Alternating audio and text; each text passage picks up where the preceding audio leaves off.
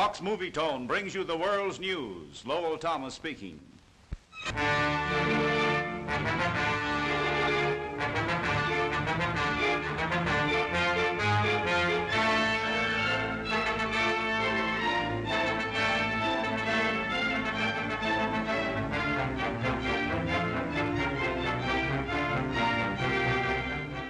Rome.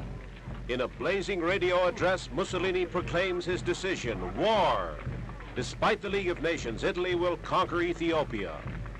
Addis Ababa. Haile Selassie protests to the League that the Italians have already invaded Ethiopia. So the Emperor orders complete mobilization. He marshals his hosts of fighting men to defend his frontiers.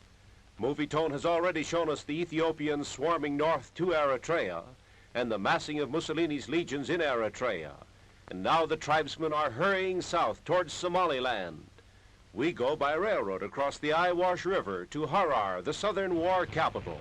The train rattles across desolate country the Italians will have to fight across. And then we come to a strategic river and bridge. An inevitable target for sky attack. It's the Iwash River, but it will be no Iwash when the bombers come. European diplomats leaving the war-haunted country. This railroad is of vital importance, and so is the city of Harar. Metropolis of southeastern Ethiopia, it's a Mohammedan city in Christian Ethiopia. Lawrence Stallings and the Movie Tone Ethiopian Expedition film warlike scenes in this remote East African town. Modern trucks, American trucks, rush streams of soldiers to the threatened points of attack near Italian Somaliland. Johnny the Ethiopian is going to war and saying goodbye. The fever of war is burning in Harar. Boys play with guns. The women offer to fight beside their men.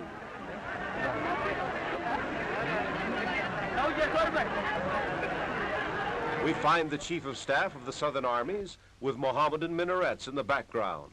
And he's a Mohammedan, a Turk, Wahab Pasha, Mohammedan fighting for Christian Ethiopia. Mussolini's generals will meet a soldier skilled in modern battle, veteran of the World War, a Turkish commander at the Dardanelles where the British were beaten, and he won 3 battles from the Russians. Haile Selassie was the hereditary governor of Harar before he became King of Kings. This land was conquered by the great Emperor Menelik, who beat the Italians at Adwa. He subjugated the native tribes of the Gallas and gave the province to Haile Selassie's father. The emperor orders every man to the fighting front, by motor truck and by camel. Haile Selassie, Lion of Judah, defends his home province.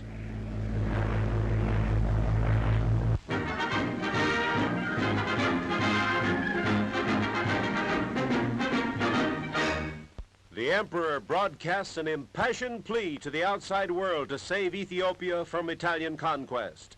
The president of the Ethiopian parliament speaks, and an American radio man introduces the emperor, especially to America. Hello, America.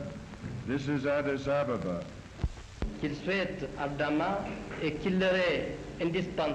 He defends his country's cause, calls upon the world to stop the war, and declares that Ethiopia is firmly for peace. Le peuple éthiopien est fermement attaché à la paix, mais il est en même temps... A nation praying for peace but ready to fight to the last. Rome deciding war. The League of Nations preparing to impose penalties. The clash of arms, the thunders of battle seem more terrifying, as at the radio station of Addis Ababa, the Emperor Haile Selassie pleads for peace. Il assiste dans leur effort pour le maintien de la paix.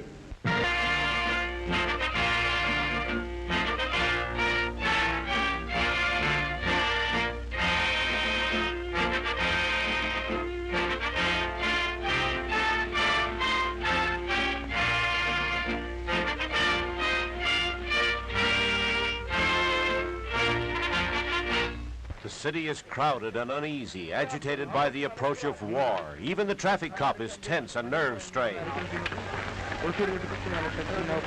Tribal chieftains, feudal lords, each with his armed retainers. The masked marvel, maybe he wears the mask because of the dust. Polite these lords of the tribes, saluting a fellow chieftain. A minor chief they call a shum with a small band of followers. A whole host of armed retainers testify to the power of a mighty noble, a Ras. The warlike barons of Ethiopia trooping into Addis Ababa, hot for battle, offering themselves to their emperor, Haile Selassie, King of Kings. No barbaric chieftain of the warlike tribes, he's clever, suave, wise, playing his country's game against a great European power and modern war machine. Religion inspires Ethiopia in its hour of peril. Great hosts throng for a ceremony of prayer.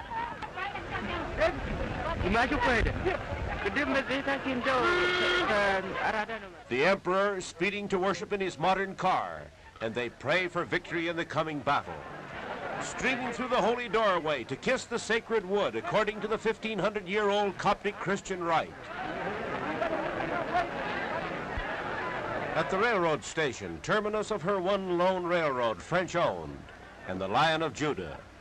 Affecting scenes, Italian families ordered to leave, and Hindu merchants and their families, too dangerous to stay. So it's goodbye to fugitives from the threat of impending war. Italian children must go, for Mussolini is about to attack. Refugees. Nobody knows what may happen when the fury of battle flames. Ethiopian fury against the Italiano. Jammed train loads. On their way to safety, taking the long trail, the crude Rattler Railroad Trail to the French port of Djibouti. All aboard for safety.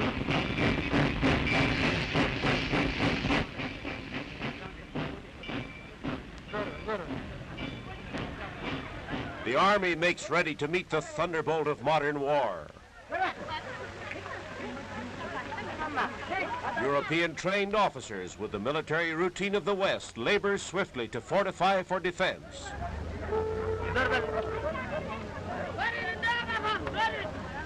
Ethiopia, the land of tribes, digging trenches. They know that Mussolini is sure to launch his full power of war against the capital city of Ethiopia, so dig hard and dig fast. Rifle pits and riflemen against an onrush of bombing planes, tanks, machine guns, flamethrowers, and modern infantry. And the legions of the King of Kings are on the march.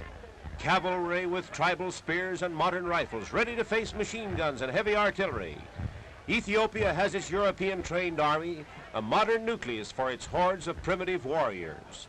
On they march, ready for war, trained for war, well-equipped too, but not with shoes. The bare feet of armed Ethiopia still tell of a nation deprived of modern war equipment, preparing to meet the latest machinery of death, the ultra-modern legions of Rome.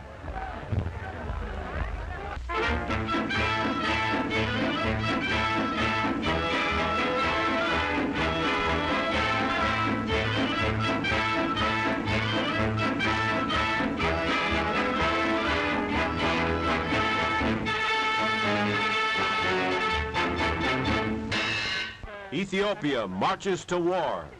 The outbreak of battle is expected at any hour. East African fighting men saying goodbye as soldiers always do. They stream to the line of danger. Their commander, a veteran chieftain of warlike tribes, General Habote Mekele, a jovial chieftain, but he takes the post of danger. He commands the northern and eastern frontier, the border of Italian Eritrea. That's where the massed mechanized divisions of Mussolini are to hurl their first and most violent stroke. The Ethiopian Air Force ordered to the front, a handful of planes like this, to face modern air power. They're loading up with munitions and automatic rifles.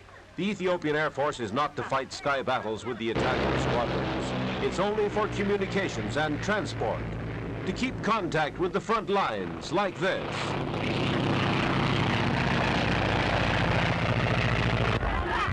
Kulaus, that's what they're called. Not in khaki uniforms, but in ancient native white. They're the night fighters of Ethiopia, the most dangerous and desperate battlers of the tribes. Prowlers of the darkness, killers of the dusk. The furtive attack, the secret ambush, the way of the night fighters. No motorized warfare for them. They take mules, sure-footed climbers to pack ammunition along mountain trails.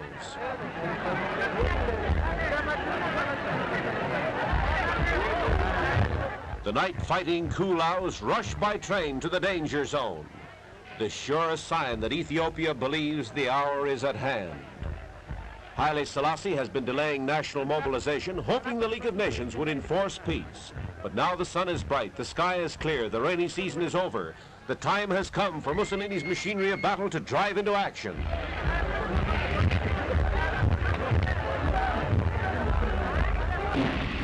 A grinning farewell. They know it bodes no good for the enemy that the night fighters are on their way. In his capital city, the Emperor Haile Selassie maintains his royal state with tranquil dignity. He visits an Addis Ababa automobile show as if his only worry were about buying a car. The boy beside him is a royal prince. American autos on display. That's Yankee Enterprise, putting on a selling campaign in the city threatened by the swift, overwhelming blast of war, center of the world maelstrom. The only means of communication with the outside world is this radio. Strike it down, and Addis Ababa is isolated. And the Italians will try to strike it down at once. An instant target for the bombing planes will be this radio station. Here is where they radioed the Emperor's protests to the League of Nations. And right now, they're flashing Ethiopia's case to the powers of the world. They're talking about America, neutrality policy in Washington, declarations by Secretary of State Hull, American Charge d'Affaires Cornelius Van H. Engert. With him, the King of Kings discusses the American slant on the crisis. Because the rain clouds have gone, the war clouds are drifting near.